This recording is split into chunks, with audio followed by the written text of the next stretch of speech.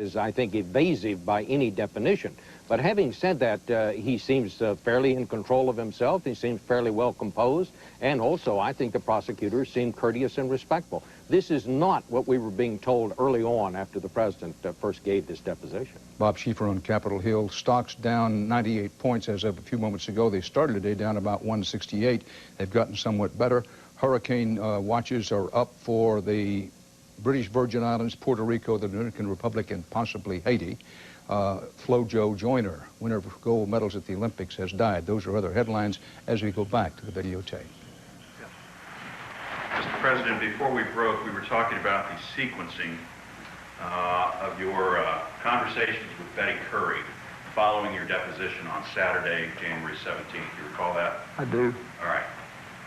And you recall contacting Betty Curry, calling her and instructing her on the evening of Saturday night after your deposition and telling her to come in the next day. Yes, sir, I do. Sunday was normally her day off, isn't that so? Yes, it was. And so you were making special arrangements for her to come back into the White House, isn't that so? Well, yes, I asked her to come back in and talk to me. And it was at that time that you spoke with her, and Mr. Bittman and Mr. Weisenberg have asked you questions about what you said in that conversation. Isn't that so? Yes, they have. I don't know whether that's the time, but I did talk to her as soon as I realized that the deposition had become more about Monica Lewinsky than Paula Jones. I asked her, you know, if she knew anything about this. I said, you know, it's obvious that this is going to be a matter of press speculation. And I was trying to go through the litany of what had happened between us and ask some questions. Well, in fairness, it would be more than a matter of simple press speculation, isn't that so?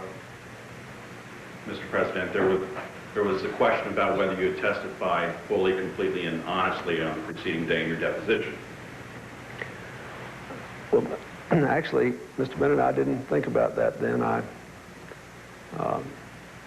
This has been a rather unprecedented development, and I wasn't even thinking about the independent counsel getting into this. So at that moment, I knew nothing about it, and I was more interested in what the facts were and whether Ms. Curry knew anything about it, knew anything about what Monica Lewinsky knew about it. Mr. President, you told us at least a little bit about your understanding of how the term sexual relations was used and what you understood it to mean in the context of your deposition. Isn't that correct? That is correct. And you told us that was a lawsuit Paula Jones filed in which she alleged that you asked her to perform oral sex. Isn't that so? That was her allegation. That was her allegation.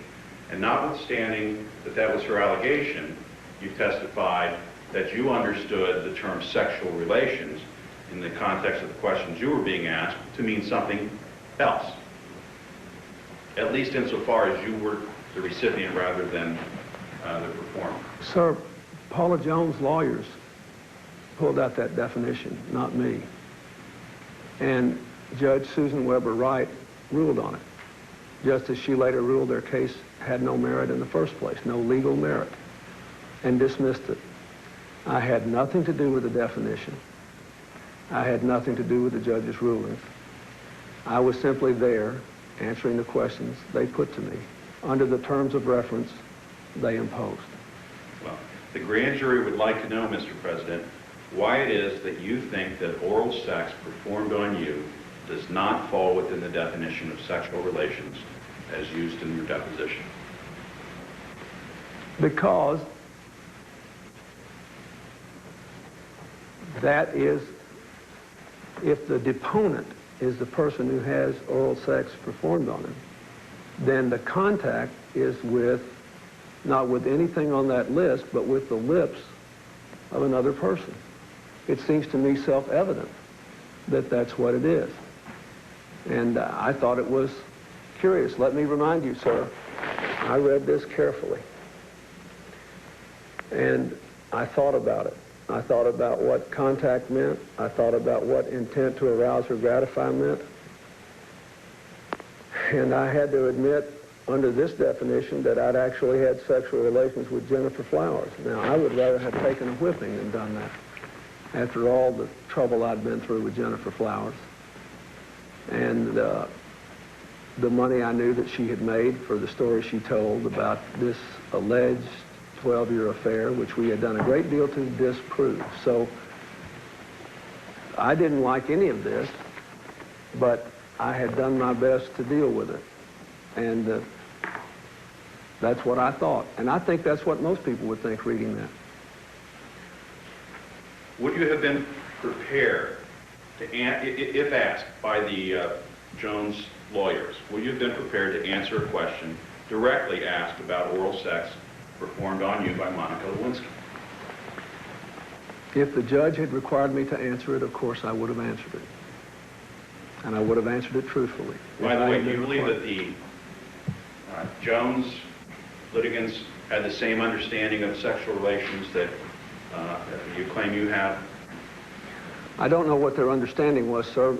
My belief is that they thought they'd get this whole thing in, and that they were going to, what they were trying to do is do just what they did with Jennifer Flowers. They wanted to find anything they could get from me or anyone else that was negative, and then they wanted to leak it to hurt me in the press, which they did, even though the judge ordered them not to.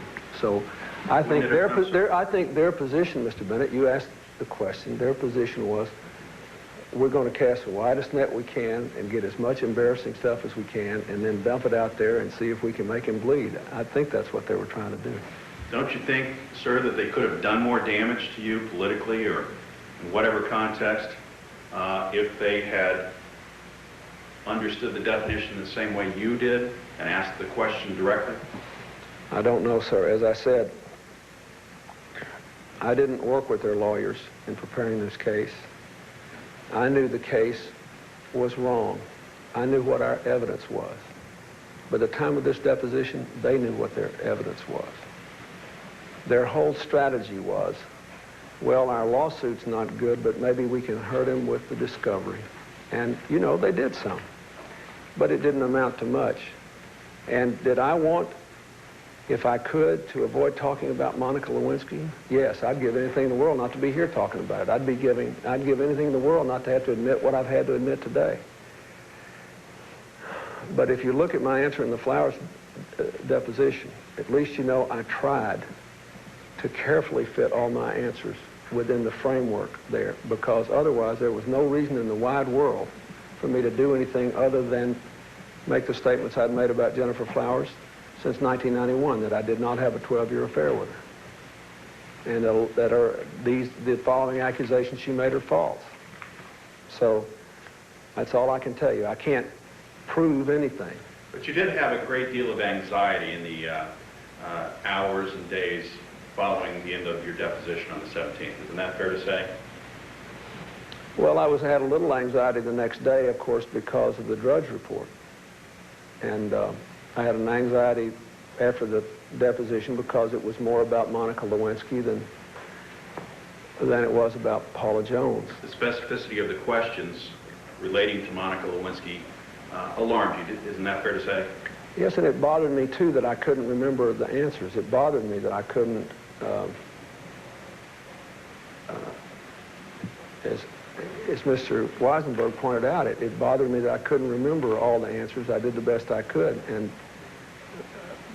so I wanted to know what the deal was, sure. Mr. President, to your knowledge, have you turned over, in response to the grand jury subpoenas, all gifts that Monica Lewinsky gave you? To my knowledge, I have, sir. As you know, on occasion, Mr. Kendall has asked for your help in identifying those gifts. And I think there were a couple that we came across in our search that were not on the list you gave us, that I remembered in the course of our search had been given to me, to Monica Lewinsky, and we gave them to you. So, to the best of my knowledge, we have given you everything we have. Can you explain why on the very day that Monica Lewinsky testified in the grand jury on August 6th of this year, you wore a necktie that she had given you? No, sir, I don't believe I did. What necktie was it? The necktie you wore on August 6th, sir? Well, I don't know that it was a necktie Monica Lewinsky gave me. Can you describe it to me? Well, I don't want to take time at this point, but we will provide you with photographic evidence of that, Mr. President. If you give me, I don't believe that's accurate, Mr. Bennett. So let me ask But the if you give it to me, and I look at it and I remember that she gave it to me, I'll be happy to produce it. I do not believe that's right. Well, if you remember that she gave it to you, why haven't you produced it to the grand jury? I don't remember that she gave it to me. That's why I asked you what the tie was. I have no earthly idea. I believe that that I did not wear a tie she gave me on August the 6th. Can you tell us why Bayani Nelvis wore a tie that Monica Lewinsky had given you on the day he appeared in the grand jury? I don't know that he did. Have you given Bayani Nelvis any ties, sir? Oh, yes, a lot of ties. And so if he wore the tie that you gave him, that Monica Lewinsky had given you, that would not have been by design. Is that what you're telling us? Oh, absolutely not. May I explain, Mr. Bennett? It won't take long. Every year since I've been president, I've gotten quite a large number of ties, as you might imagine. I have a couple of friends, one in Chicago and one in Florida, who give me a lot of ties. A lot of other people who send me ties all the time or give them to me when I see them. So I always have the growing number of ties in my closet. What I normally do is someone gives me a tie as a gift, is I wear it a time or two, I may use it, but at the end of every year, and sometimes 2 times a year, sometimes more, I go through my tie closet and I think of all the things that I won't wear a lot or that I might give away, and I give them mostly to people like Glenn and Nelvis, who work in the kitchen back in the White House, or the gentlemen who are my stewards, or the butlers, or the people who run the elevators. And I give a lot of ties away a year. I bet excluding Christmas, I bet I give 30, 40, maybe more ties away a year.